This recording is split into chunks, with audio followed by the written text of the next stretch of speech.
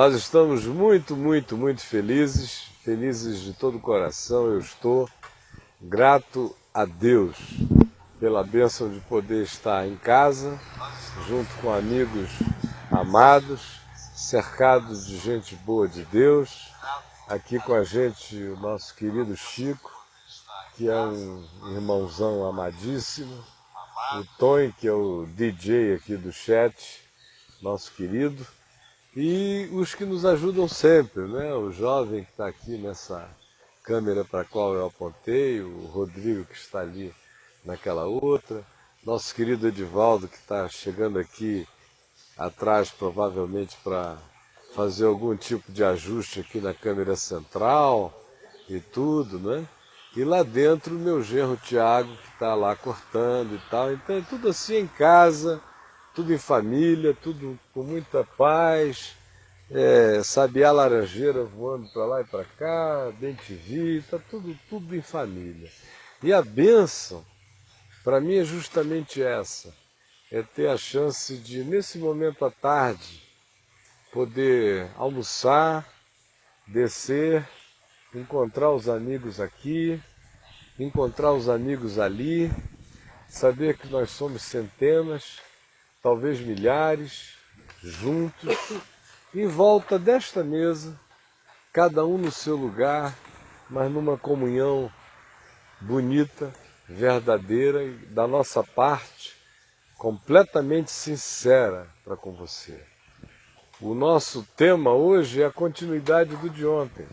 Houve muitas perguntas, muito interesse sobre aquela questão das experiências de quase morte, EQM. Então, quem assistiu o programa de ontem e tem questões que remanesceram, por favor, as proponha. O chat está aberto, não divague, vamos nos manter naquela linha das coisas que a gente vinha tratando. Eu espero, e ontem eu anunciei, que todos os que tinham visto e participado ontem estivessem hoje, para que eu não tivesse que fazer um esforço assim exaustivo de repetição de informações. De modo que Fonseca já tem ali perguntas, o Chico já tem perguntas, e eu vou partir do pressuposto de ontem, de que os que estavam conosco ontem estão conosco Sim, hoje. a maioria está, tem muita gente que já. Então, todo mundo já está pré-avisado, essa é uma sequência.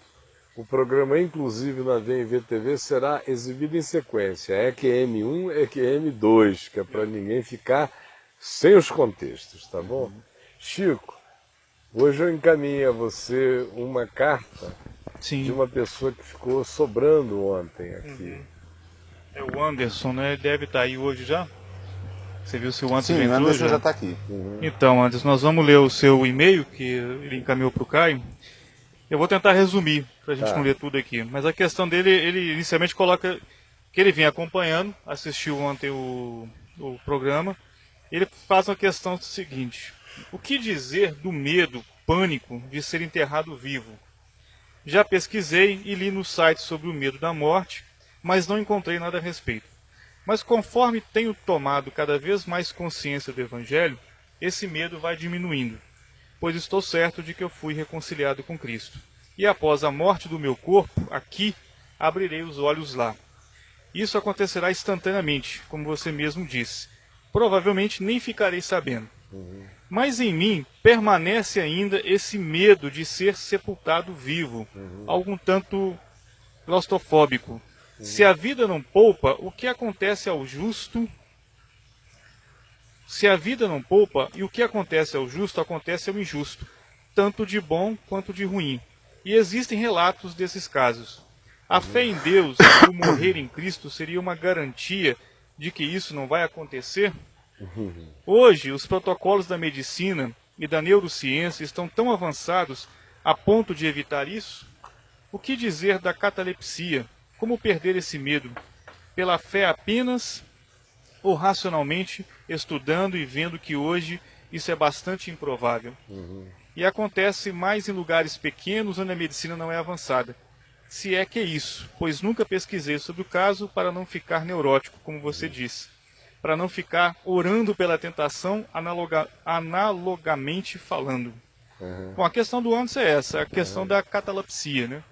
O problema é que ele não pesquisou sobre o caso para não ficar neurótico, mas por não pesquisar ficou paranoico, né? Então, na realidade, os casos de catalepsia registrados são tão raros,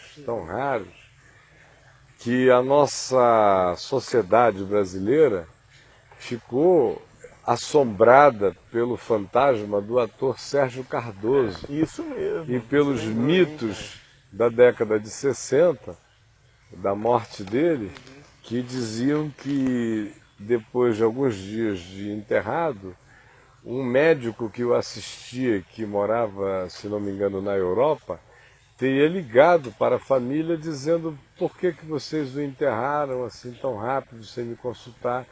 Porque ele sofria de catalepsia, pode ser que ele não tivesse morrido. Aí diz a lenda urbana, que eu não tenho a menor possibilidade de verificação, apenas era o que eu ouvia na minha adolescência. Contaram-se muitos casos dele, né? Então é que depois a família, aflita por tal narrativa, mandou abrir a tumba e ele estaria de bruços e a parte de cima do caixão toda arranhada. Essa é a lenda urbana, que virou um modelo de assombração arquetípica no imaginário brasileiro, né? Então, a maioria das pessoas que no curso da minha vida de atendimento pastoral me chegaram com essas questões relacionadas ao medo de serem sepultadas vivas por causa de catalepsia, vinham assombradas pelo fantasma do Sérgio Cardoso, né? Eu, inclusive, convivi assim, muito de perto. Elas tinham medo de morrer e ser enterradas vivas. O procedimento normal de enterrar no máximo em 24 horas e poder haver um caso cataléptico de estado de permanência naquele estado de dormência mais longo do que este, e que, se não for absolutamente bem verificado, como aí ele até fez referência, são casos mais comuns ou na antiguidade ou em ambientes mais simples, menos sofisticados do ponto de vista da medicina, aonde não existem nem os aparatos que diagnosticam e determinam a morte, né? E simplesmente foi ficando gelado, parou, sacudiu, bateu, não respondeu, morreu, né? E se esfriar, tá morto. E se ficar 10 horas assim... Esfriou já é presunto, né? Já virou presunto. Vai para debaixo da terra.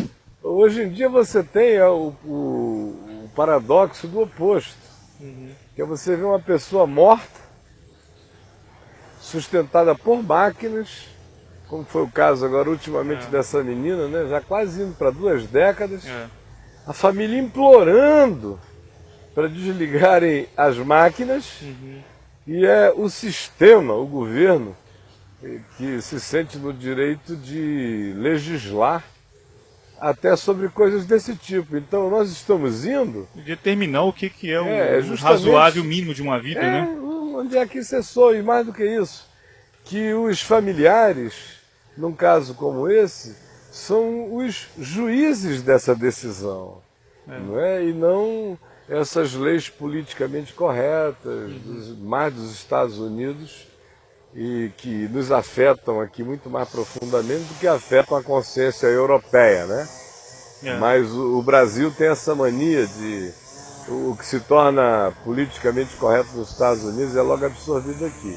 Mas respondendo a questão dele...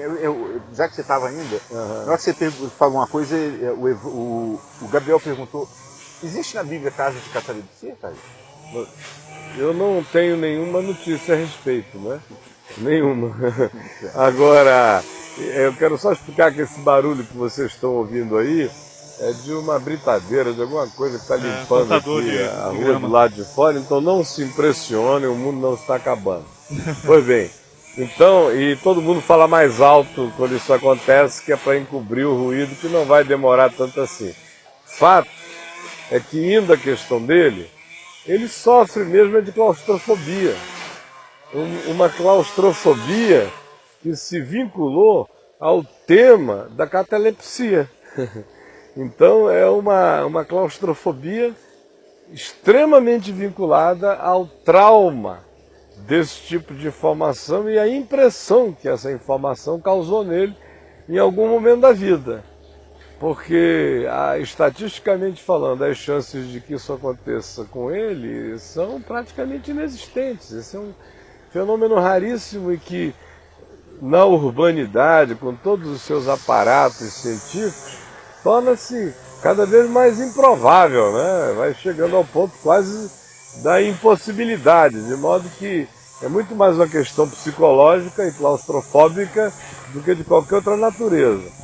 Com relação a ser poupado ou não ser poupado disso só pelo fato de ser de Jesus ou não ser de Jesus, eu pergunto a ele o seguinte: qual foi a diferença que fez na hora em que o pinto do Herodes ficou ereto por ver a Salomé dançando diante dele no salão e ficar com aquela vontade imensa de só pensar com a cabeça de baixo. E aí chamar a menina e dizer: olha, pede o que você quiser, até a metade do meu reino, mas deixa eu conhecer a tua recâmara interior.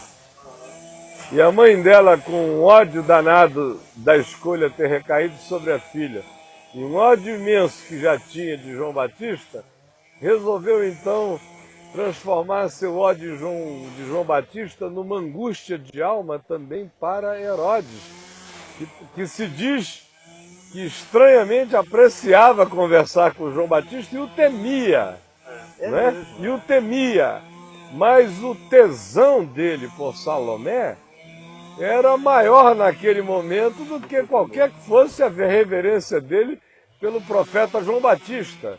Então, qual é a minha pergunta? A minha pergunta é o seguinte: o fato de João Batista ter precedido o Messias deu a ele a dignidade de uma morte longeva, bonita, cercada de discípulos, de amigos e de flores? Ou ele foi trocado por um pinto ensandecido, tendo a sua cabeça cortada, trocado por uma genitália apresentável ante a tara de um narcisista que faz vir numa bandeja de prata a cabeça do homem que Jesus disse: dentre os nascidos de mulher não houve ninguém como João. Eu acho que depois da gente saber disso, toda essa questão vira idiotice. Eu estou aqui para qualquer coisa. Eu gostaria de morrer cercado pelos meus familiares, pelos meus filhos. Eu gostaria de ter uma morte abraâmica, se fosse possível. Até disse ontem, lá pregando ali na Tenda do Caminho, que o meu sonho juvenil era morrer pregando, né? Pá! Seria a glória, né? No meio de um grito sobre a vitória de Jesus, morrer. Pô, eu orei muito pedindo isso. Depois a vida passou e eu deixei de ter essa vontade anseio, né? de ser um kamikaze do reino de Deus, de morrer num púlpito, essa coisa toda. Aí começou a me dar aquela vontade dos velhos, né? De morrer cercado da família, de abençoar filho por filho, neto por neto. Por mim, se pudesse ser assim, maravilha, que assim seja. No entanto, eu estou preparado para que ela venha do jeito que ela vier, né? Você tem um filho, você cuida dele desde que cortaram o cordão umbilical dele. Você ajuda a limpar, tirar toda a gosma miniótica do menino. Você ajuda a dar o laço no umbiguinho dele. Você limpa e beija. Você cuida dele, você limpa o bumbum, você fica até os 4 anos de idade ouvindo aquele grito: papai, acabei! Aí você já sabe que você pode estar em contato com o arcanjo Miguel, mas você vai ter que dizer: Miguel, segura as pontas que eu vou limpar o bumbum de um anjinho que está me chamando. E você cuida, e você perfuma, e você educa, e você ama, e você beija, e você faz tudo por ele.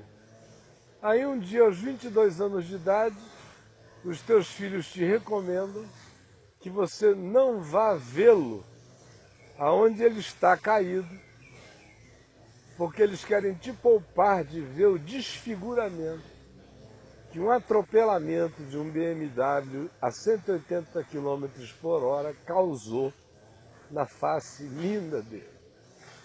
Se um cara que viveu essa experiência está preocupado com o modo de morrer,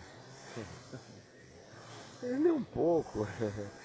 Determinadas cacetadas da vida te libertam para sempre de tudo. Né? O que o Anderson, dentro do que ele coloca aqui, né, a perda do medo da morte é que faz a gente não ter mais essas... O próprio Paulo revela a naturalidade de qualquer humanidade em relação ao medo de certos modos de morrer. A gente lê Paulo escrevendo lá em 2 aos Coríntios, ele dá graças a Deus por ter sido livre daqueles desesperos que ele sofreu em Listra e em Icônio, onde ele disse que foi exposto a angústias tão grandes a ponto de desesperar-se da própria vida. Quer dizer, é quando o indivíduo atinge aquele estado kierkegaardiano, da descrição do Kierkegaard, quando enquanto viver e existir é extremamente mais prazeroso do que a ideia de morrer, o indivíduo quer viver.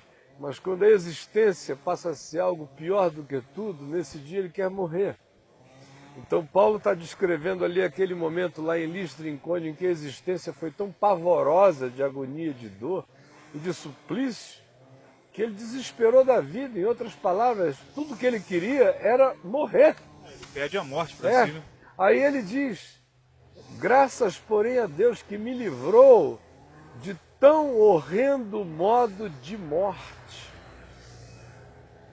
Quer dizer, ali ele confessa que aquele modus operandi do morrer era uma coisa tão supliciante, tão horrorosa, que o problema dele não era ter medo de morrer. Ele estava dizendo: eu prefiro partir e estar com Cristo. Mas a humanidade dele disse: Senhor, se der para não morrer com unha por unha arrancada, olho por olho tirado, orelha por orelha puxada, dente por dente arrancado, pedaços do corpo... Pelo menos seria poupado disso, né? Se puder ser mais fácil, é aquela perversa lógica de Calvino, quando depois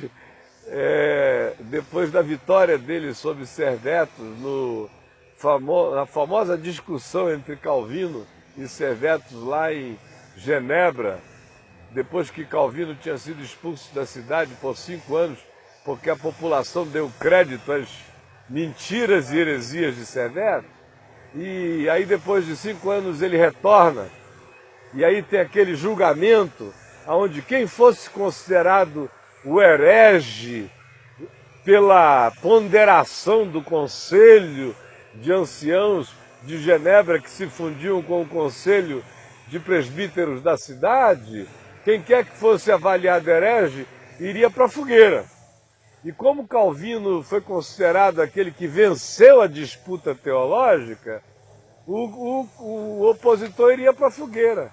Aí ele veio com aquela, e ele disse: não, por que não botam na guilhotina? Porque seria um modo menos dolorido de morrer.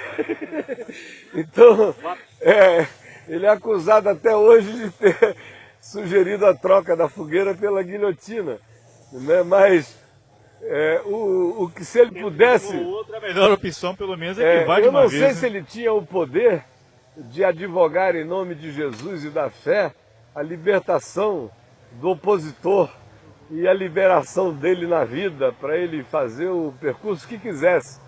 Eu esperava que ele tivesse. Não sei se ele teve. Não sei se para ele, como um homem daquele tempo e daquela hora, ainda herdeiro cultural de muita fogueira inquisicionista, por mais santo que o indivíduo seja, ele nunca fica muito além da média ponderada da geração dele, né? Então eu não sei, não quero julgá-lo nem nada, mas supondo que ele tivesse a chance e não tenha usado, ou supondo que ele, tendo a chance, não tenha achado que fosse nobre, conforme as nobrezas da época usar, o que ele estava sugerindo era um mal menor. O que Paulo está pedindo em 2 aos Coríntios é, se der, quando for, livra-me dessa, pelo menos. que não seja tão suplicioso assim, não é? Como no fim das contas, a morte de João Batista, ela só é horrenda para quem fica. Para quem gostaria de significar a existência de João com honras e glórias a ele devidas. Aí o fato de que é uma genitália provocante, um pênis ensandecido, uma amante e mãe vingativa, e é o profeta que é o objeto do suplício, e é degolado e a cabeça é trazida para o bordel palaciano, a interpretação moral fica tão revoltada com a banalização que faz disso um horror. Mas João Batista teve das mortes a menos indolor. Moçada chegou lá, meu amigo, segurou a cabeça e vupo! João Batista na glória dos céus. O resto é apenas a moralização do nosso olhar, que gostaria, mas o pobre do João partiu rico como era. Não sofreu. O grande suplício de João foi a lucidez dele no meio de tanta hipocrisia, enquanto não esteve preso. Não foi o modo de sua morte, é só o choque de banalização para nós. Assim como Paulo, segundo a tradição, foi decapitado. Quer dizer, a própria guilhotina, nas perversidades da Idade Média, não é? Ou logo depois da Idade Média, ela foi inventada na França como uma maneira mais humana de matar, justamente por essa rapidez. É chocante para nós ouvir isso, né? Mas ela é extremamente mais humana, não fora o espetáculo público da exibição, do que a cadeira elétrica. Você queimar o indivíduo, como se ou a fazia cadeira elétrica, que ainda está em vigência, o enforcamento, né? A cruz, que ficava dias e dias morrendo. Morte horrível, né? É. E nem o Filho de Deus. Mas como Jesus morreu na cruz, e a cruz para nós é salvação, a cabeça de João Batista num prato é banalização. Não é? A cruz não, ela está imantada de todas as significações arquetípicas positivas para nós agora, né? Então a gente poucas vezes entende que o significado das coisas não são as nossas apreciações visuais, estéticas e as nossas interpretações, e muito menos as nossas projeções daqui para lá. Quer dizer, se a gente for pensar em João Batista, ele é a antítese do problema cataléptico.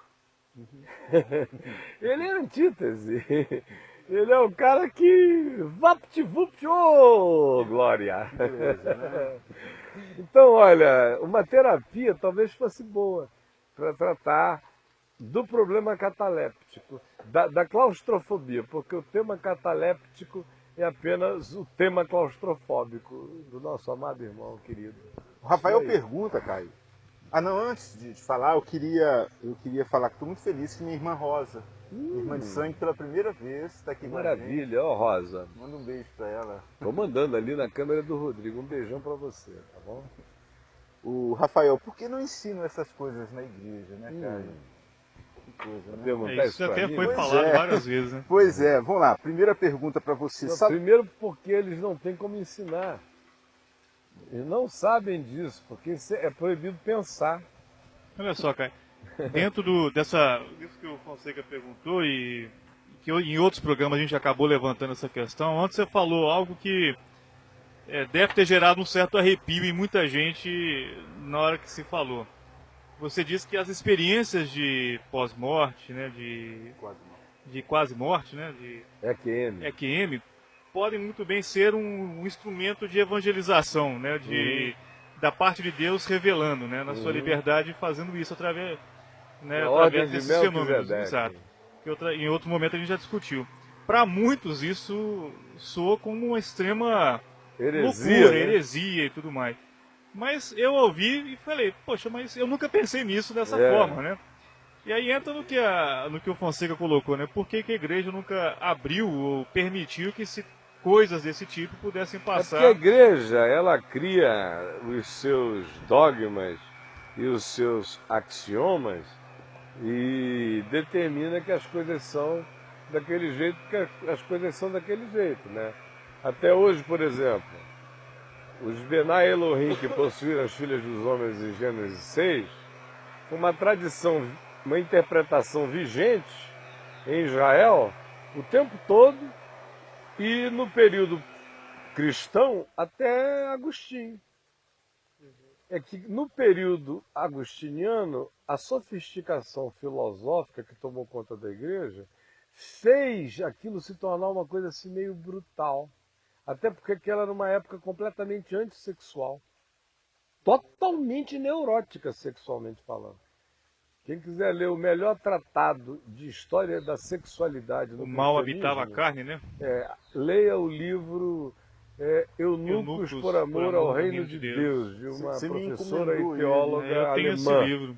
Né? Uma coisa Foi extraordinária o editado levantamento que pela ela Rosa fez. dos Ventos. E aquilo ali, aquele período agostiniano, é um período desgraçado disso. Então, aquela interpretação tinha que morrer ali porque ela carregava aquele tom sexual.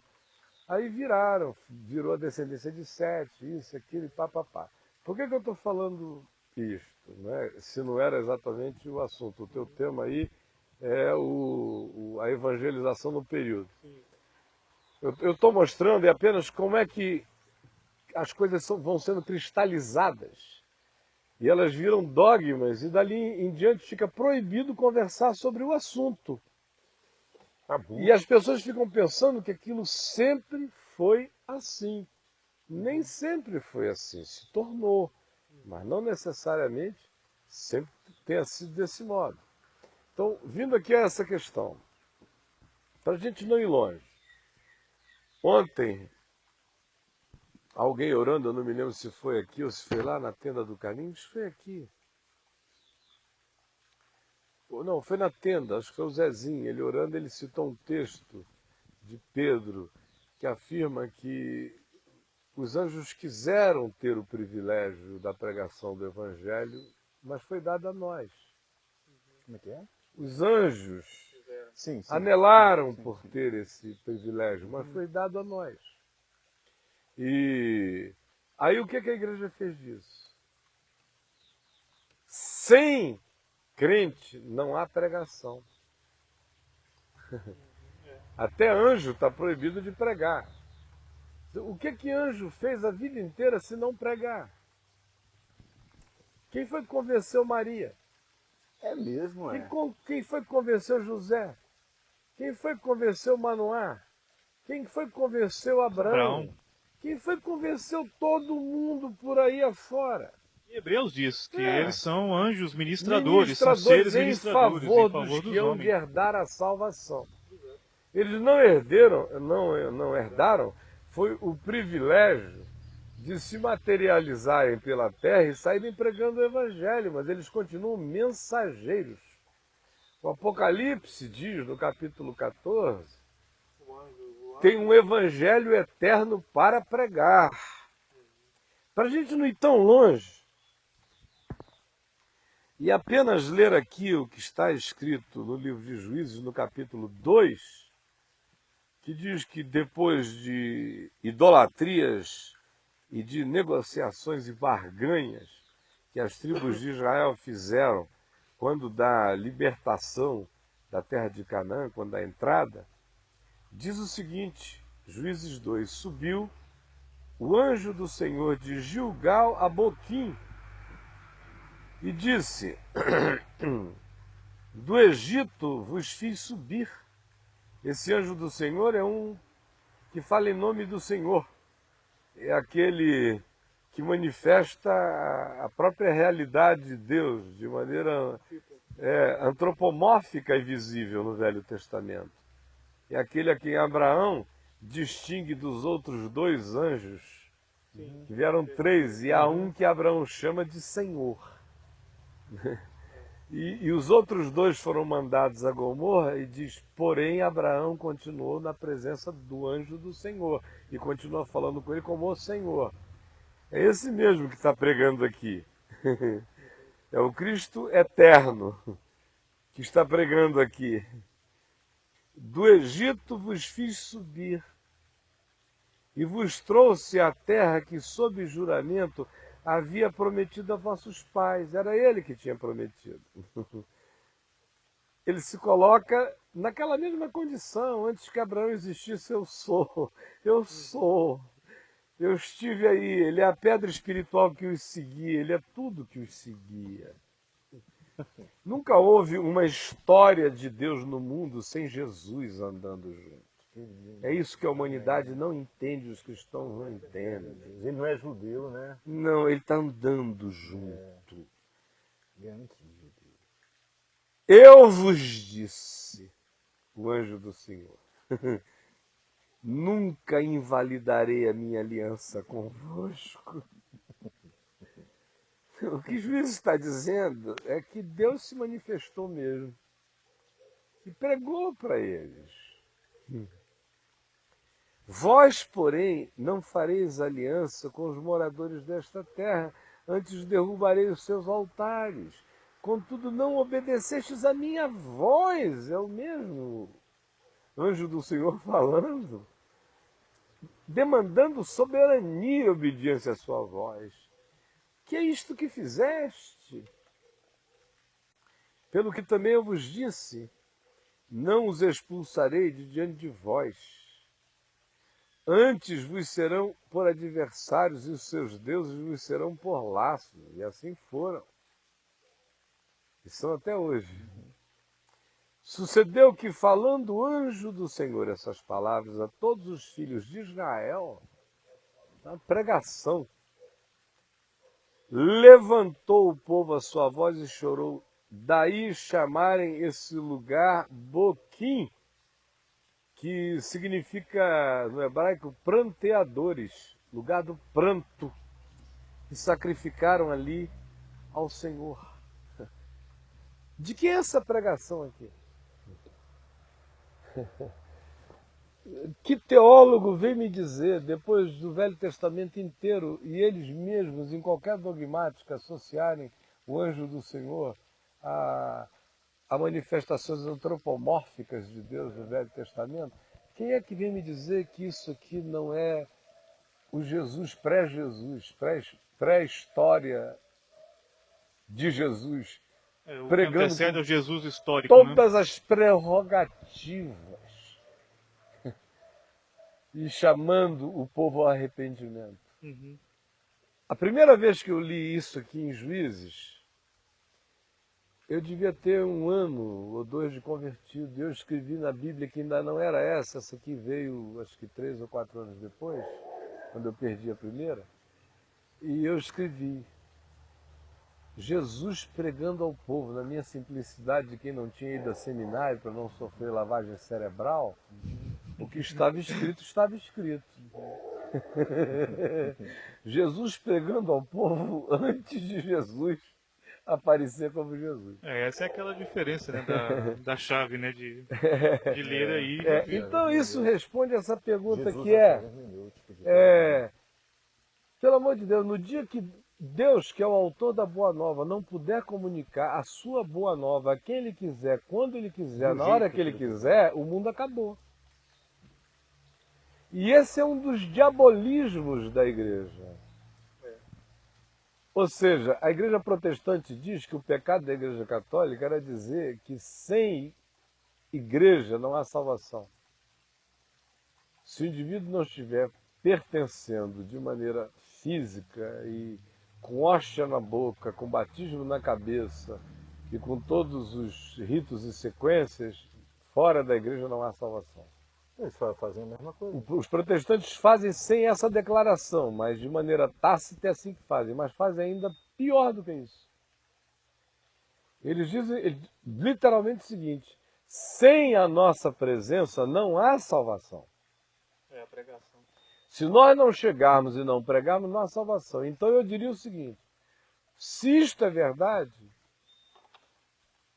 não existe nada que chame mais juízo para a igreja do que esse fato ser verdade absoluta. Porque o descaso com a igreja, com a pregação do evangelho, coloca a igreja inteira no inferno. Porque se a salvação do mundo exclusivamente depende dessas bundonas celulitosas,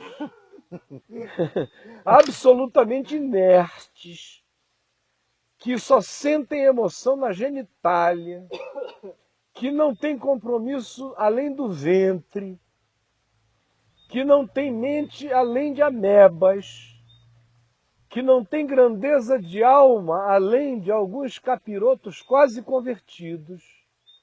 Se a salvação do mundo depender desse contingente que, enquanto prepara missões em juntas de missões, puxam os tapetes uns dos outros e desejam a morte uns dos outros, se a salvação do mundo depender disso, se esse for um fato real, concomitantemente a ele eu garanto, para Deus ser justo com os perdidos, ele tem que fazer a igreja inteira ir para o inferno antes. É salvação para a igreja indolente, morta, parasitária, amebesca, que Deus tem uma liberdade maior do que a presunção dela. É salvação para essa igreja que exista a tal ordem de Melquisedeque, que é maior do que ela. É salvação para essa igreja que o anjo do Senhor tenha liberdade ainda de anunciar o evangelho eterno. É salvação para essa igreja que o Espírito Santo sopre aonde queira e sobre quem queira. É salvação para essa igreja que Jesus Cristo, que é a verdadeira luz, tendo vindo ao mundo, ilumine a todo homem aonde queira e como queira e do modo que deseje. É salvação para esta igreja que Jesus seja aquele do tanque de Betesda, que é capaz de chegar para o homem que está 38 anos ali jazendo doente, curá-lo sem se apresentar, apenas dizendo: levanta, toma o teu leito e anda, e quando o homem começa a andar e pular, ele some. Não tem nenhuma necessidade de, olha, não esquece, meu nome é Jesus, eu sou filho de Maria, meu pai é José, eu sou original de Belém, mas moro em Nazaré e atualmente eu tenho uma base operacional ministerial em Cafarnaum, e se precisar de alguma coisa, fale com Pedro, Tiago e João, ou pergunte nas praças que eles vão saber onde está a agitação. Ao contrário, ao fazer daquele jeito, ele revela que ele cura sem precisar dizer ao curado: olha, quem te curou fui eu, viu? Ele é maior do que a nossa mesquinharia. E eu amo porque ele é maior do que a nossa mesquinharia. Isso é salvação para a igreja. Ele só se apresenta ao homem depois, porque teve a chance. Se não tivesse tido a chance, não teria. A esquerda dele nunca sabe o que a direita está Não, ele é Deus conforme ele ensina que a gente deva ser. A oferta da graça dele funciona assim, como o mandamento dele manda que seja. É salvação para a igreja. Que ninguém saiba o que acontece no coração e nos segredos dos corações dos homens, como Paulo diz em Romanos 2,16. É salvação para a igreja que assim seja. Agora, é perdição para a igreja quando ela pensa que sem ela não há salvação, e quando ela diz que todo mundo que não ouviu o que ela diz que tem, que salva o mundo, e que ela não se anima a pregar, muito menos a viver, muito menos a praticar, já que Jesus disse que sem a prática do amor entre os irmãos, o mundo não creria em nenhuma pregação, de modo que a gente pode se arregimentar hoje para fazer missões até em Marte, mas se nós continuarmos não nos amando e não amando o Evangelho, nem o mundo crerá, porque nem Deus crê em nós. Deus não crê em nós. Quem mais vai crer? Nós não cremos em nós mesmos. Caio, mas olha só. A presunção da igreja é tão grande que ela deve achar que Deus deve ficar dando graças a Deus porque a igreja vai, né? que ela saiu, Agora, ela foi à missão, ela foi eu pregar. tenho crido nisto, se eu fosse contar a história de por que eu tenho crido nisso desde o iniciozinho da minha fé, ia levar tempo demais, eu não vou tomar esse tempo não, mas eu basta dizer que a minha vida inteira foi isso que eu criei. Isso não diminuiu o meu fervor de anunciar o Evangelho um segundo. Nunca, nunca, nunca. Com certeza. Nem vai diminuir. Exato. Porque Eu acho que só enche mais o coração de ai de mim se de não gratidão, pregar o de Evangelho, não é por reverência culpa e não, temor. é porque, pelo amor de Deus, eu encontrei o tesouro de grande valor, meu irmão. Eu sou aquela mulher que encontrou a dracma perdida. Eu sou aquele filho que voltou para casa. Por que eu vou? O que vai calar isso em mim? Eu não preciso da motivação do inferno eterno para pregar aos homens. Eu conheço o inferno da terra e já basta. Viver sem Deus no mundo é um inferno. Não basta isto? Ou eu já conheço o céu na terra, que é o amor de Deus, que excede a todo entendimento. A alegria de conhecer esse amor não é motivação suficiente para anunciá-lo no mundo inteiro? Precisar de outra motivação é ser mais filho do diabo do que filho de Deus. Então, eu não acredito que missões para serem feitas precisem ser a toque de fogo e de enxofre. Ao contrário, elas foram feitas a toque de fogo e de enxofre até hoje e é por isso que não aconteceram. É porque nunca foram feitas no amor de Cristo. Quando Jesus perdoou Pedro, lá em João 21, o que ele disse a Pedro sobre anunciar o Evangelho foi, olha, você me ama? Me ama mesmo? Transfere esse amor para o mundo inteiro. Cuida dos meus pequeninos, que no Evangelho não tem pai, não tem mãe, não tem pedigree, pode ser qualquer um, qualquer preso, qualquer doente, qualquer carente, qualquer estrangeiro, qualquer ser humano. Os cordeirinhos dele, a gente não sabe, é o mundo inteiro. Não são os afiliados a algum grupo. João 25 não permite essa leitura eclesiástica. João 25 separação dos bodes e das cabras, julgamento final. Não permite essa leitura, porque a surpresa dos benditos é quando foi que nós te vimos assim. A resposta foi sempre que vocês fizeram sem nem perceber. Vocês estavam fazendo a mim. Então o que ele diz a Pedro, olha, transfere esse amor aos meus cordeirinhos. Essa é a única motivação para ir para o mundo inteiro pregando o Evangelho. É a graça, é a boa nova, é a paz que excede todo entendimento. A Se tristeza isso não produzir isso, o que mais vai produzir? é que quando foi que a igreja perdeu isso e quando é que ela há de acordar novamente para essa paixão, por esse amor, né? Tem gente que pensa que Paulo saiu igual um descacetado pelo mundo pregando o Evangelho por causa do inferno. A gente quase não ouve Paulo falar no inferno. Paulo só fala no amor de Cristo, no constrangimento do amor de Cristo, na glória de Deus, no privilégio, na riqueza, na sabedoria, no entendimento, no novo homem, na nova criatura, no que pode ser. O tempo todo. Ele não foi um minuto motivado por nada disso. Isso era um fato. Mas não era motivação. Caio, ficou uma... No assunto ele mudou um pouco, mas ficou uma pergunta do Maico para trás muito legal, muito interessante, porque apesar disso realmente que os anjos pregam, mas como se explica aquele versículo que os anjos quiseram pregar e nós foi otorgado a nós e tal? Pois é, aquele versículo eu acabei de explicar no início. Você lembra o que eu falei, Chico? É porque eu fico aqui e ali, eu me perco às vezes. Não, eu falei que quando se disse isso, quando Pedro disse isso, o que Pedro estava dizendo era que os anjos anelariam ter essa missão histórica. Questão de anelo, tá? É anelo, mas não é de impedimento. Impedimento, tá. Entendido, claro. Não é de impedimento. Olha, quem foi pregar na casa de Cornélio foi o anjo. Foi. Pedro foi lá para se converter da viadagem. O negócio era Essa Pedro. eu tinha Pedro interpretado. precisava de cura e não Vive sua vida centurião. inteira. Cornélio, só estamos aqui, irmão. Era um cara já Não, mas melhor do que realmente, Pedro, não tinha preconceito, todo aberto, tranquilo, piedoso, as tuas preces foram ouvidas, não sei o quê. E não foi nem a pregação de Pedro que o esclareceu, porque o Espírito Santo não deixou nem Pedro acabar. Eu nunca tinha pensado que Não aquilo ali deixou foi uma nem Pedro experiência para acabar. Pedro, né? Não, foi Pedro que ficou lá, de modo nenhum, Senhor, na minha boca.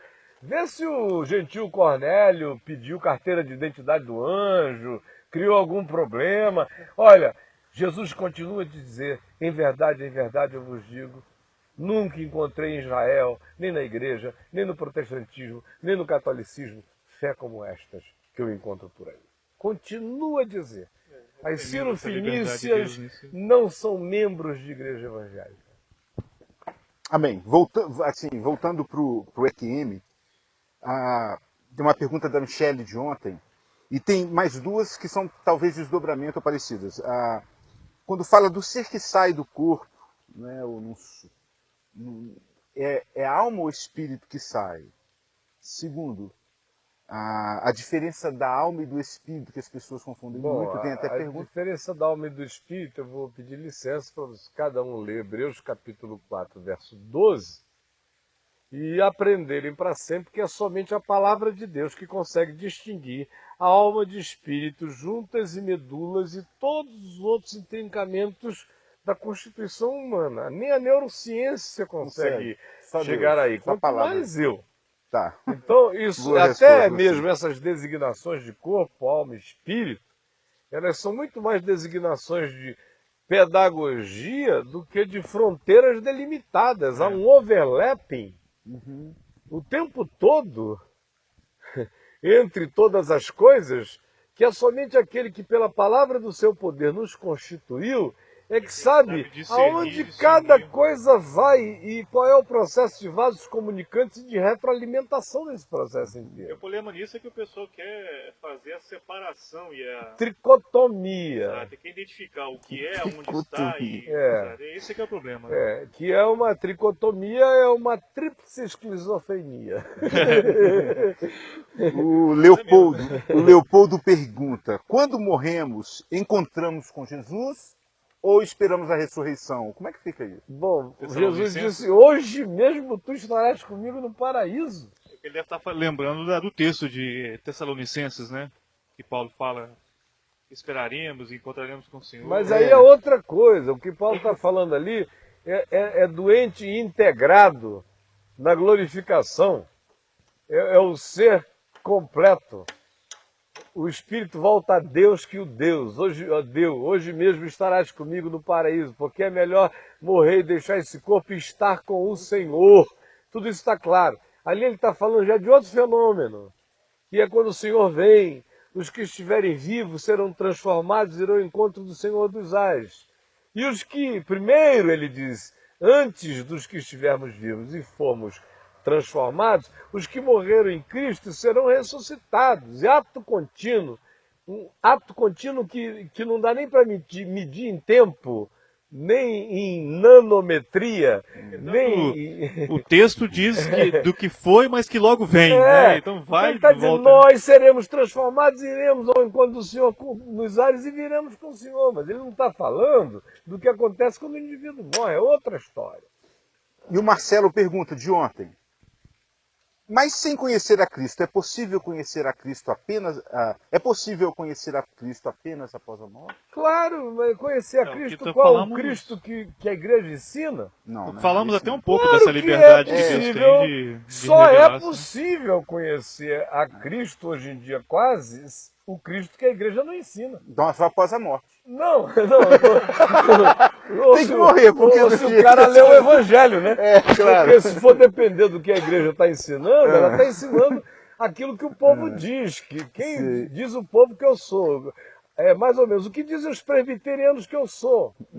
Sabe? Eles dizem que tu é João Calvino. Quem dizem os batistas que eu sou? Bate palmas, né? Dizem que tu é Armínio. Quem dizem os pentecostais que eu sou? Dependendo, as mulheres dizem que tu és Kathleen Kuhlman. E os homens dizem que tu és Kenneth Reagan.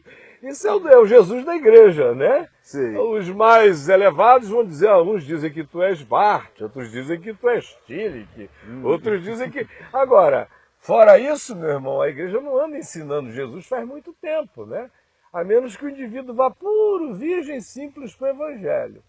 Agora, respondendo a questão mesmo que ele fez, porque o resto aqui foi ironia minha, essa resposta até agora, eu já respondi 3 vezes e vou responder a 4ª, é claro. E eu vou pedir a você que preste atenção no que eu estou dizendo, não fiquem muito no chat, porque às vezes eu noto que, eu repito ali, enquanto eu conto a primeira vez, já por uma questão pedagógica, eu repito sempre a mesma coisa que eu disse 3 vezes com outras palavras. No mínimo. Por quê? Porque eu sei que tem gente que não entendeu da primeira, aí eu conto tudo de novo com outras palavras, aí eu digo, se não entender, eu conto a terceira. Mas para não entender na 4ª é porque estava fazendo outra coisa. Então, gente, prestem atenção, porque eu estou repetindo só o que eu estou dizendo, quase desde a primeira vez. Vamos lá. Teve uma vez, cara, que uma irmã, isso me contaram, ela chegou muito angustiada, já em crises de neurose e de tudo mais, porque ela havia recebido, por revelação de Deus, que ela deveria ir a um hospital, a uma pessoa que era conhecida, que estava em estado terminal, né, que ela fosse e pregasse o evangelho para aquela pessoa. Né? Só que no dia em que ela se preparou para ir ao hospital, 1001 coisas aconteceram que a impediram de que ela fosse até o hospital. À tarde ela recebe a notícia de que a pessoa foi-se, né, morreu. E aí que ela entrou em crise porque, com a morte da pessoa, ela entendeu que Deus havia revelado a ela que ela, pregando, Deus a salvaria. E ela ficou em crise e se adoeceu por completo porque ela não conseguiu cumprir o desígnio de Deus. E Deus É o complexo do Atalaia, Exato. de Ezequiel. Ezequiel, exatamente isso. É o aí, complexo do Atalaia, que é uma culpa que os evangélicos colocaram sobre os crentes, os líderes evangélicos, especialmente os pregadores, os missionários, que estavam na ralação lá, comendo chibé, sendo mordido por mosquito.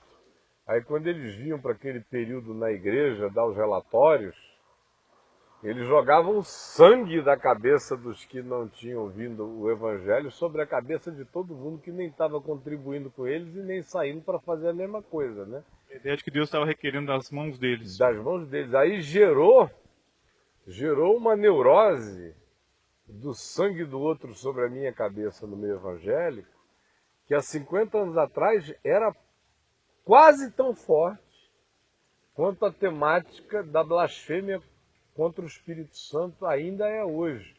Porque você vê que a temática de quase todo esquizofrênico evangélico é que pecou contra o Espírito Santo. Né? Naquele tempo, você incluía muito nas esquizofrenias ou nos estados semi-esquizofrênicos, quase esquizofrênicos, ou de natureza meio psicótica de alguns crentes, esse tema do sangue sobre a minha cabeça. Aí se o cara era gago, era tímido, era introvertido, coitado, esse então se desesperava. Tinha gente que a oração do ano era: Senhor, me ajuda este ano a conseguir levar alguém pela mão, que eu tenha conseguido convencer acerca da salvação para ser batizada, para eu poder dar fruto algum dia na minha vida antes de eu morrer. Porque fruto para esse tipo de missão que se alimenta do medo e do pânico era ter que fazer alguém que não era da igreja virar da igreja. Era esse nível de culto de domingo à noite, de pavor e de pânico, né?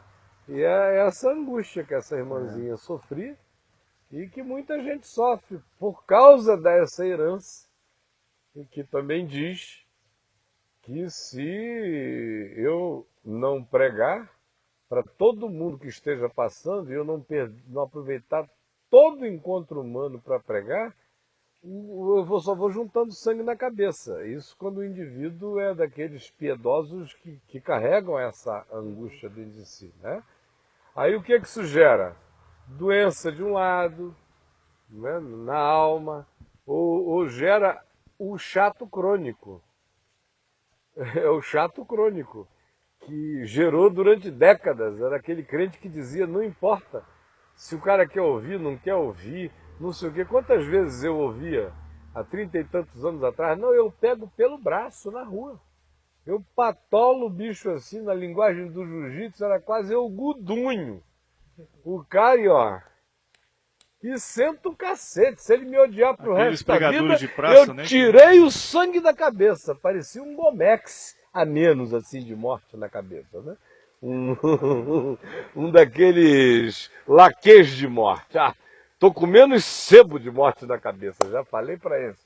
Passei para ele o sangue. Esse era o tipo de doença e a basicalidade do tipo de compreensão. Então, se a igreja tivesse um pouco mais da sua compreensão aberta para isso que até que você colocou inicialmente, da ordem de Melquisedeque, da liberdade de Deus, se tem uma pessoa em leito de morte, dele ali se revelar, seja quais são os meios que vão acontecer ali, Deus é Deus. Nenhum de nós pode falar. Recebeu autoridade para, diante de corpo morto nenhum, declarar para ninguém, sob pena de estar pecando contra Deus profundamente, que essa pessoa infelizmente foi para o inferno. Frase sua, só condena alguém ao inferno aquele que está cheio dele. Não é. Mas a gente manda muito mais pessoas para o inferno do que qualquer outro, né? Nós corremos o risco de estarmos realmente naquele grupo dos chamados filhos do reino, que é uma ironia de Jesus nos evangelhos, né? Quando ele diz, em verdade eu vos digo que muitos virão do norte, do sul, do oriente, do ocidente, tomarão lugar à mesa com Abraão, Isaque e Jacó, enquanto os filhos do reino estarão do lado de fora. Quem são os filhos do reino para Jesus? Que não é uma declaração de verdade, é uma declaração de ironia. Ele está fazendo a ironia, e o evangelho está cheio de ironias. Muitas de Jesus, então. Não é? Olhando ali para aqueles indivíduos, os filhos do reino, são os que carregam a presunção, a declaração de afirmarem a terra inteira que eles é que são os homens do pedigree da salvação, enquanto o mundo inteiro está perdido. A pergunta é, qual o crente que não se sente assim, que não trata os outros assim? Existem algumas exceções, mas a grande maioria virou filho do reino, se colocando num lugar perigoso. Quer dizer, você vê pastor em funeral. E funeral de filho de crente, que o garoto morreu porque estava envolvido com traficantes. Meu amigo, o que eu ouço de barbaridade sobre a pregação do cara ali, que sirva de lição para os que ficaram. Esse moço frequentou a igreja, se desviou aos 14 anos, se envolveu com um traficante, hoje está aqui morto, jovem, com a alma perdida, trazendo dor à sua mãe. Mas vocês que ainda estão vivos, aprendam para não seguirem nem o mesmo destino de morrer na juventude, ainda perderem a sua alma. E a pobrezinha daquela mãe ali carregando aquela desgraça pro resto da vida. Tem mãe evangélica que, para sobreviver psicologicamente a esse massacre, ela gera um mecanismo de dissociação do filho. Ela se desafetiva do filho que morreu, para não imaginar que um ente que ela amou possa estar queimando no inferno dos crentes. Ela quase que induz-se uma amnésia, e tem gente abessa nesse estado que gera outro muito pior, porque isso explode por outras vias e loucuras distintas. Não é à toa que 70% dos ocupantes das clínicas psiquiátricas brasileiras sejam oriundos desse meio que a gente está descrevendo, não é? Quando meu pai morreu e no enterro, fizeram uma celebração mais católica, né? Meu pai é católico, mas uma irmã bem piedosa, na época da igreja da minha mãe, chegou para ela naquele momento lá do funeral. E aí, meu irmão, ele morreu em Cristo? Aquilo dá uma angústia na gente, a gente escutar uma coisa dessa, né? E eu vi do meu pai, assim, a vida inteira, um homem que, apesar de ter trabalhado e se dado a vida inteira na Igreja Católica, mas no coração dele eu sempre vi o temor e uma reverência diante de Deus. Para mim isso sempre foi a tranquilidade no meu coração com relação ao caminho que ele resolveu fazer. O meu pai emocionado. teve um pai que era um dos homens mais fantásticos, cujas histórias eu já ouvi pela família, por contemporâneos dele em Manaus, por pessoas de todos os tipos. Se você chegar aqui ao Arthur Vigílio Neto, senador, ali no Congresso Nacional, perguntar pelo meu avô, ele vai te contar as histórias mais extraordinárias de humanidade visceral, de um cara que foi prefeito 2 vezes, foi governador, foi vice-governador, foi não sei o quê. No auge da vida, com um olhar límpido, disse, não, isso aqui é uma panaceia de poder, eu estou bem intencionado, mas não é um modo de servir meu próximo. Ele largou aquilo tudo, montou de um antigo hospital, a casa dele, uma clínica de atendimento a pobres gratuitamente, até o fim da vida atender os pobres, até morrer lá dentro. Então, ele era católico, não muito praticante, mas ele confessava que toda a motivação que ele tinha para fazer as coisas que ele tinha era por causa da fé cristã dele.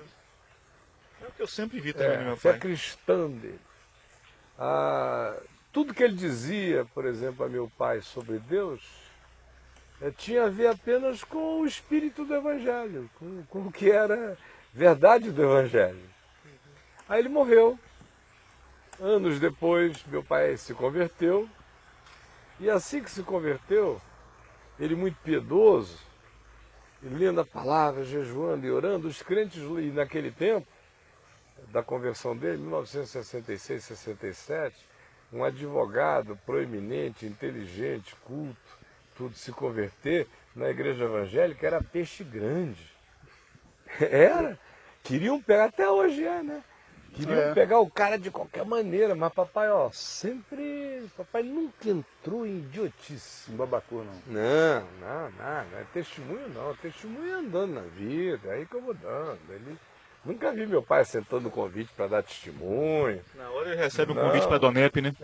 Nada. Não, se quiserem que eu pregue a palavra, eu vou, leio a Bíblia e prego. Agora eu ficar repetindo a minha história, não. Isso aí a gente conversa entre amigos, mas a minha história não é uma mensagem. A mensagem é Jesus. Foi Jesus que me converteu. Então, aí, bom, naquela história toda, ele foi logo gudunhado por um monte de irmãos pentecostais super piedosos, mas muito insensatos, né?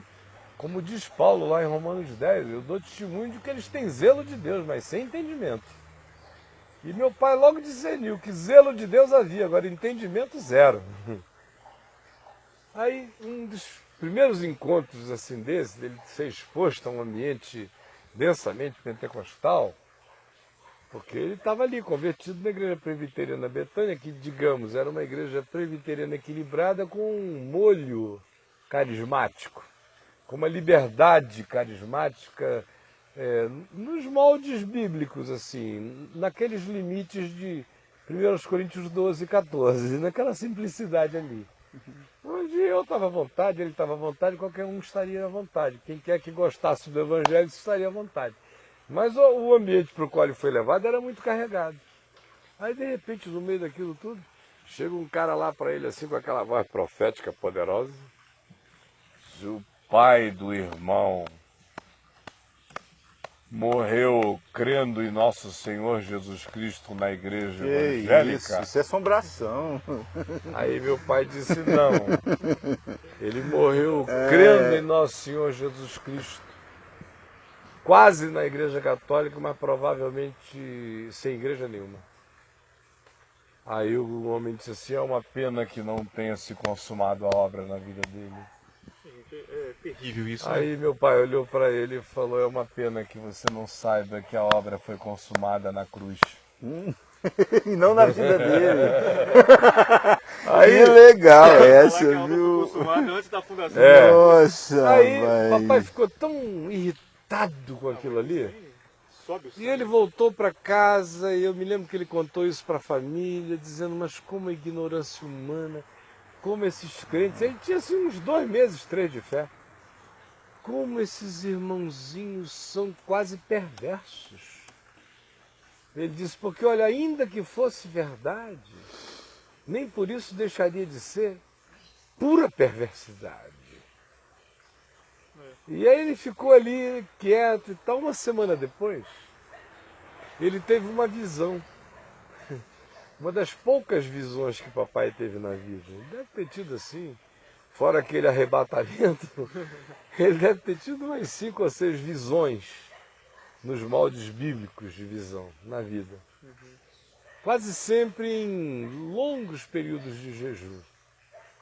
Mas naquele dia não, ele teve uma daquelas visões da noite da Bíblia, que você não pode categorizar como sonho, porque você sabe fazer a distinção entre o sonho mais nítido e o cinemascope da visão que te coloca dentro dela, né?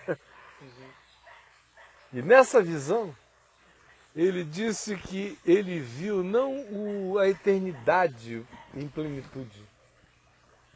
Ele disse que teve a chance de ver como uma dádiva de Deus, dizendo a ele, eu te mostrarei os teus amados que repousam na minha glória.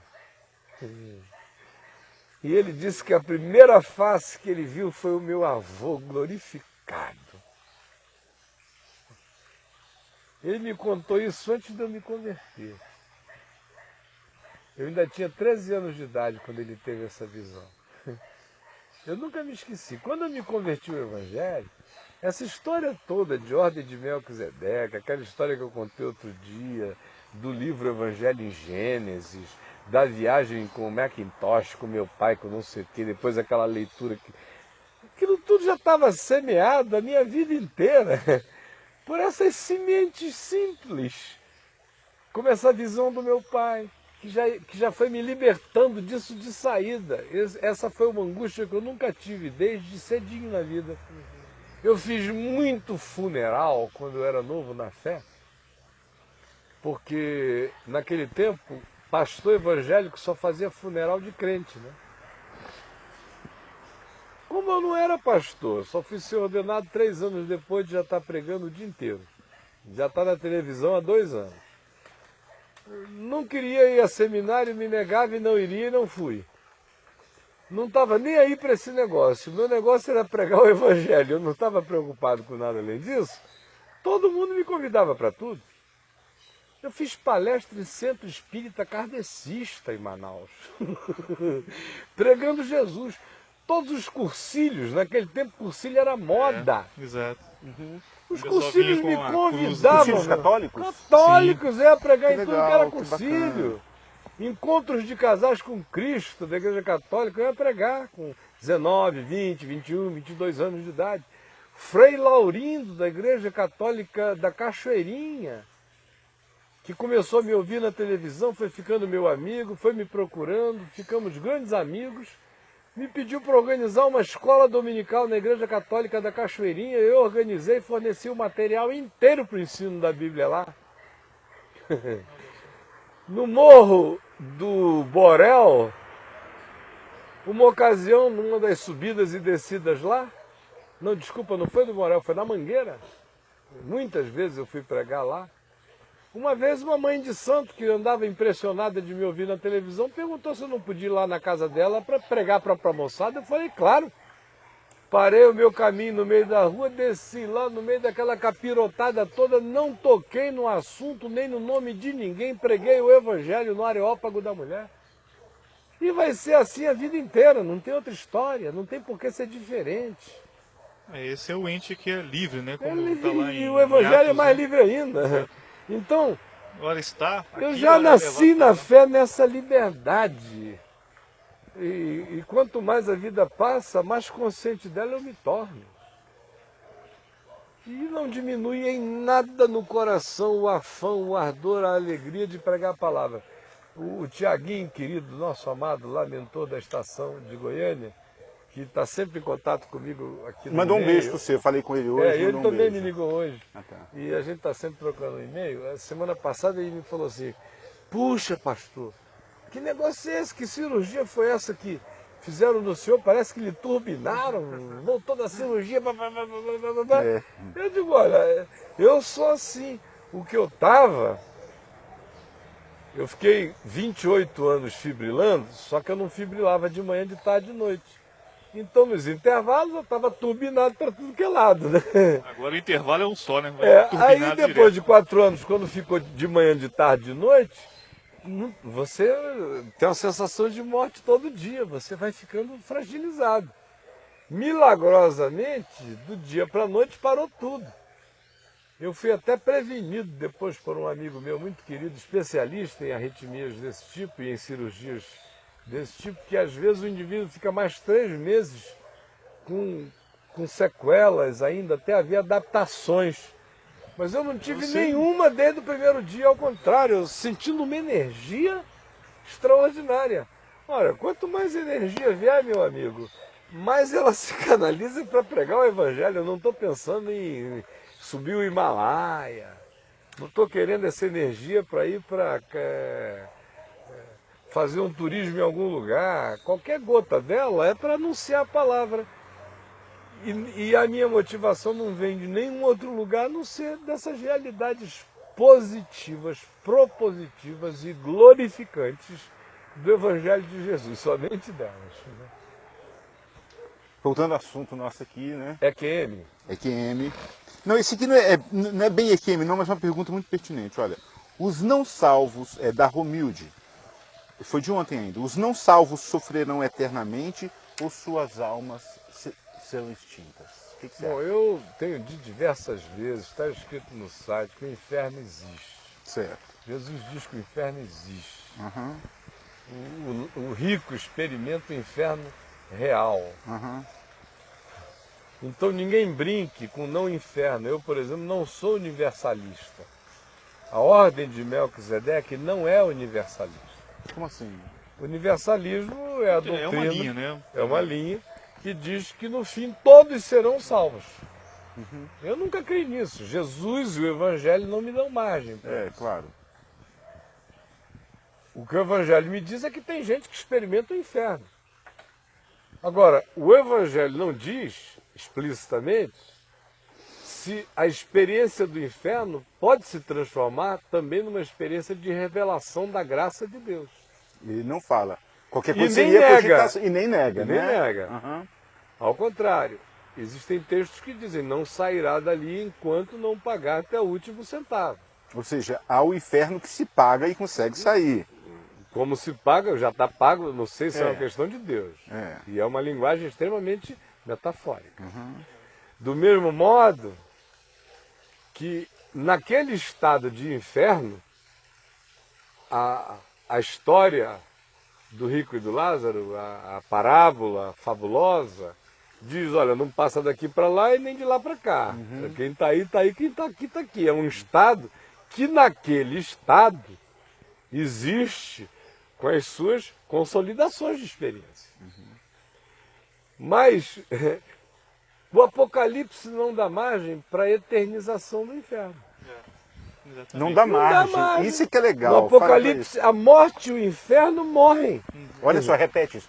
No Apocalipse, a morte e o inferno Se morrem, extinguem. se extinguem. É. Interessante. Assim como o inferno não é uma criação original,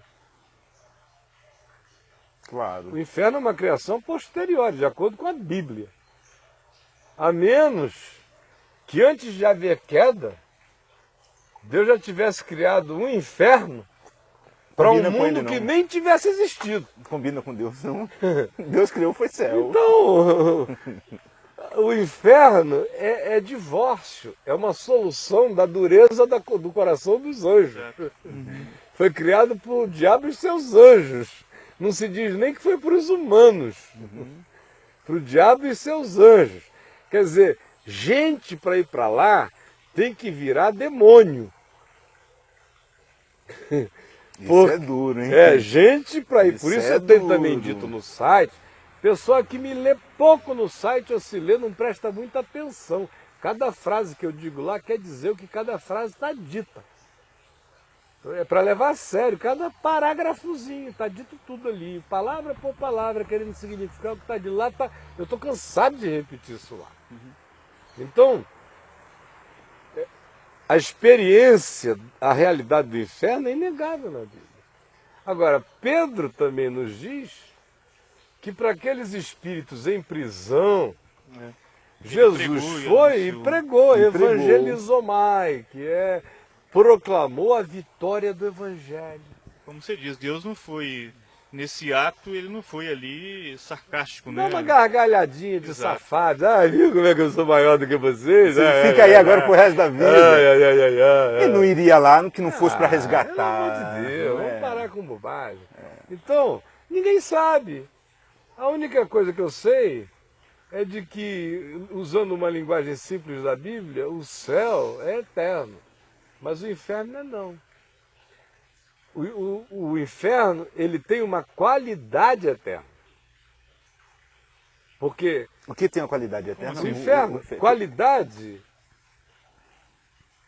cabe no momento. É que evangélico pensa em eterno como uma coisa sem fim, um tempo para sempre. Por causa da expressão, o bicho nunca morre, né? O fogo nunca acaba. Eternidade é assim, aquela coisa, é uma linha do tempo para sempre. Hoje em dia nem a física acredita nisso. Por isso que eu digo que teólogo que não se atualizar em física, física quântica, tudo isso não pode mais nem falar em predestinação, nem em tempo, nem nada disso. Porque a noção de como o universo é feito é contra essa linearidade tola. Esse sempre foi o mal da teologia, né? E ela continua na Idade Média e pré-Idade Média. Então, olha só. Jesus provou o inferno por todos os homens. Foi só um menu de degustação do inferno que ele teve? Por 3 dias? Ou ele provou o inferno que homem nenhum é capaz de provar?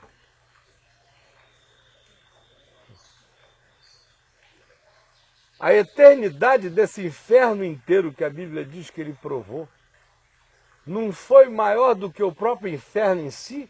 Com certeza. É mesmo. Ou a qualidade do inferno que Jesus provou por todos os homens foi inferior ao tamanho e à qualidade do próprio inferno em si? Não, porque ele recebeu todos os nossos pecados, claro. Então, meu irmão, a minha pergunta é a seguinte: isso demorou quantos bilhões de anos para ele ter essa experiência? 3 anos e meio. Não. Ou menos.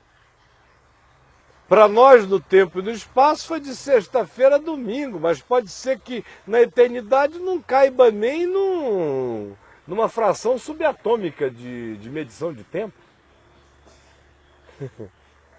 Porque a experiência do inferno é uma experiência existencial. Voltando aqui ao EQM. O cara está aqui 3, 6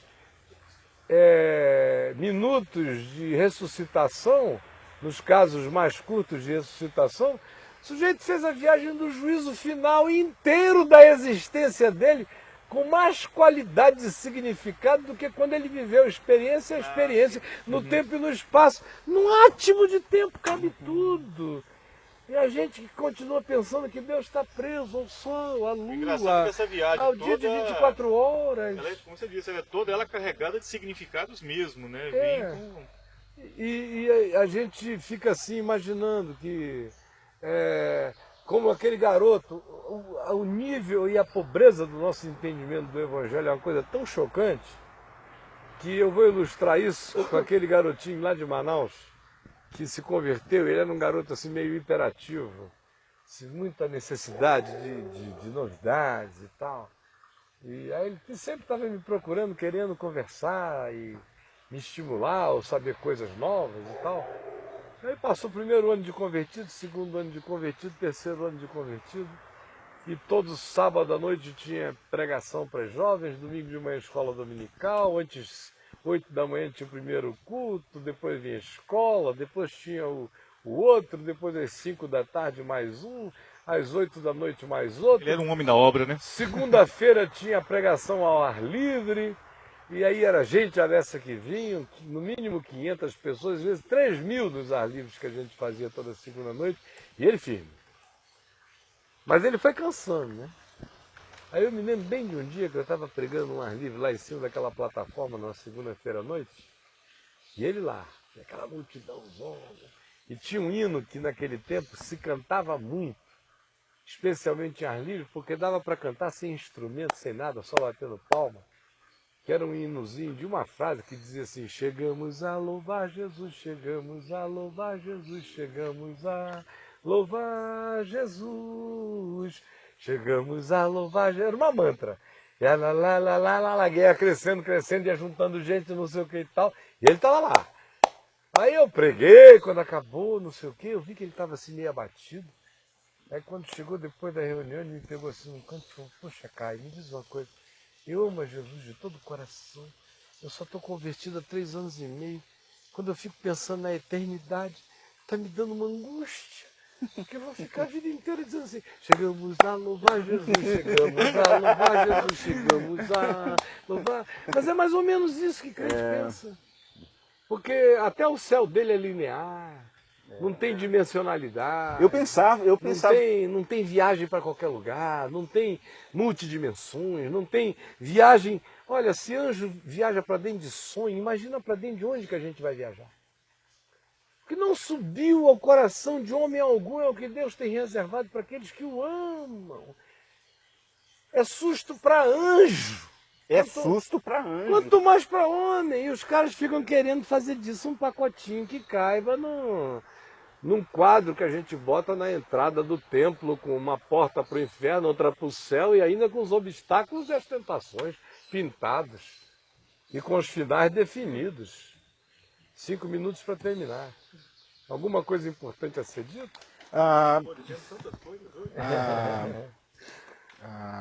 Não, Caio, parece que está aqui, o pessoal meio que saiu aqui, começou a conversar também, mas só uma pergunta a mais, que também é a minha, eu achei interessante, do Alenal.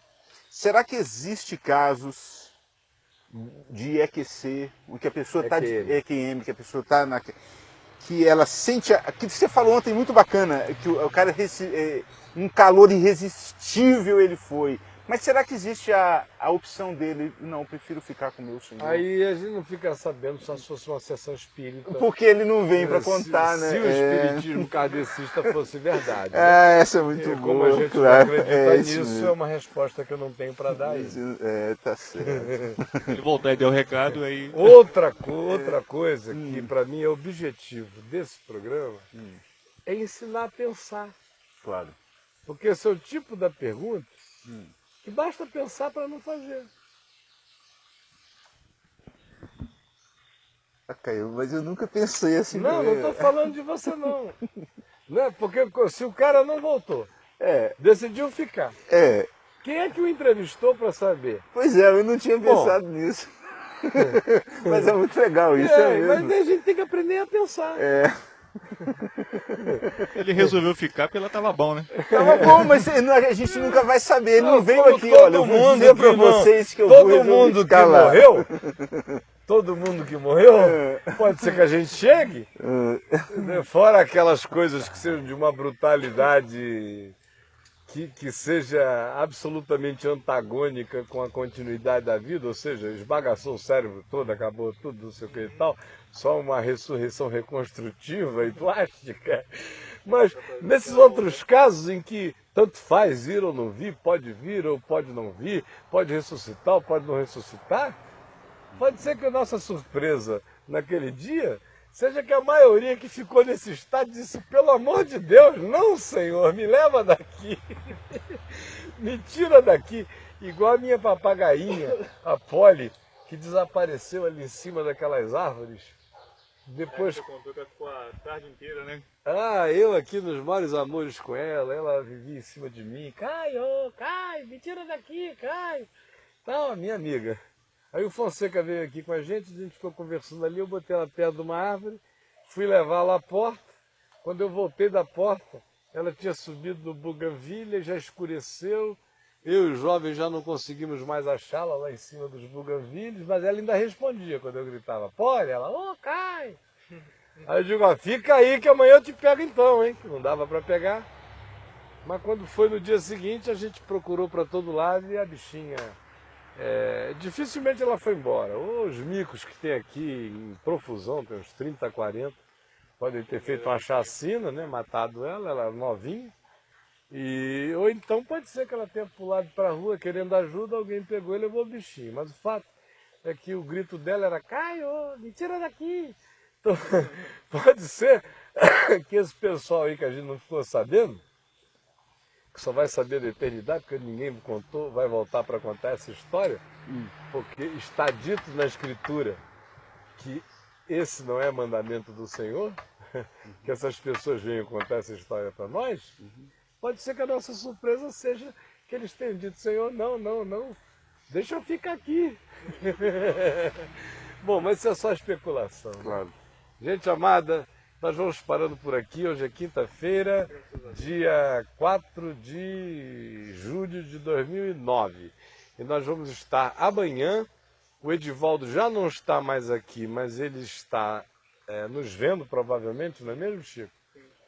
E eu queria fazer uma pergunta, Edivaldo. Eu entreguei a você, Edivaldo, ainda agora, 2 documentários. Um chamado Diamantes de Sangue, com 2 horas de duração, que não é o filme, é a história real da exploração inteira de diamantes e de como a chegada daquela pedra ao valor que ela tem é uma viagem de uma perversidade que não tem tamanho, que faz aquele filme virar um continho da Caronchinha, que ele vai editar e vai exibir.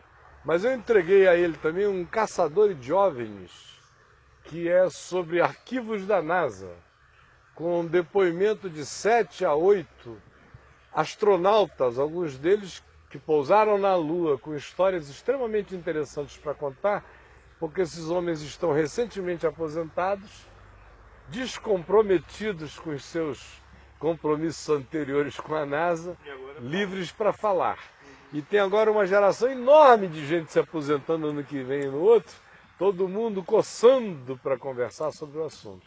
Como para mim, nós não estamos falando de visitas de civilizações intergalácticas, eu tenho deixado claro que eu creio que esse é um composer que mistura aquilo que a Bíblia chama de natureza espiritual e que são naturezas constituídas de muitos poderes. Eles são capazes de comer churrasco com Abraão, são capazes de procriar com as filhas dos homens, são capazes de... Jesus já glorificado come peixe? Eu só faço a seguinte pergunta, se nós somos capazes de tudo que nós somos capazes, e eles, por que eles não muito mais? Então é uma burrice, a partir até do próprio Salmo que diz, nos fizestes por um pouco menor do que anjos. Então, a nossa possibilidade de conversa com dimensional é poderosa.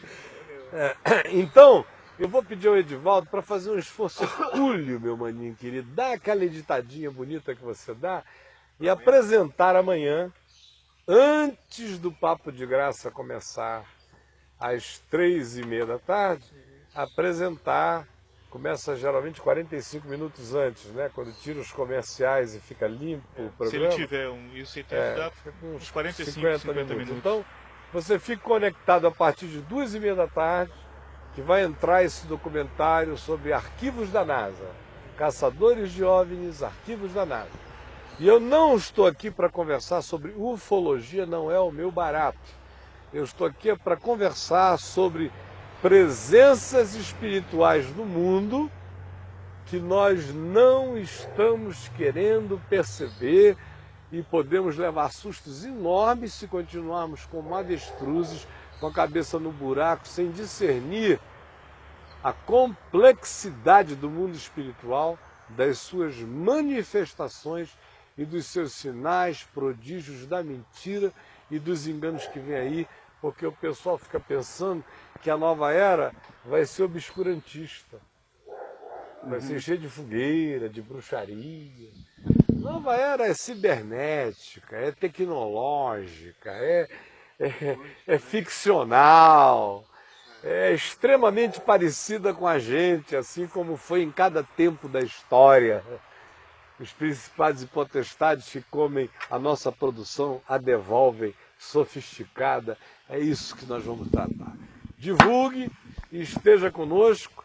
E eu peço a Edivaldo mais esse favorzão para essa só conta lembrar, de amor. Caio, que todos os programas do Papo de Graça que tiveram um documentário, né, aliado ao tema e foi apresentado antes, todos eles vão estar dentro do Odemendes no Vem Ver Documentários. Quer dizer, o que nós estamos dizendo é que tudo que se inspira em alguma coisa, Isso. a coisa na qual a nossa conversa A gente se vai colocar inspirou, lá em... vai fazer parte do pacotão. Não, nós não vamos colocar eles juntos, porque alguns ficaram extensos demais, né? Sei, Aí o Edivaldo vai colocar todos no canal Vem Ver Documentários. sei. Então, quando tiver o programa do Papo de Graça, que tem o mesmo nome do documentário, é só ir lá e assistir. Que beleza. Assim como foi a Operação Prato, a conspiração nazista. A única coisa que eu peço é que quando houver reexibições da conversa, Assim, o documentário vem antes. o documentário sempre vem antes, porque Sim. senão a gente Não, fica com conversando certeza. por nada, né?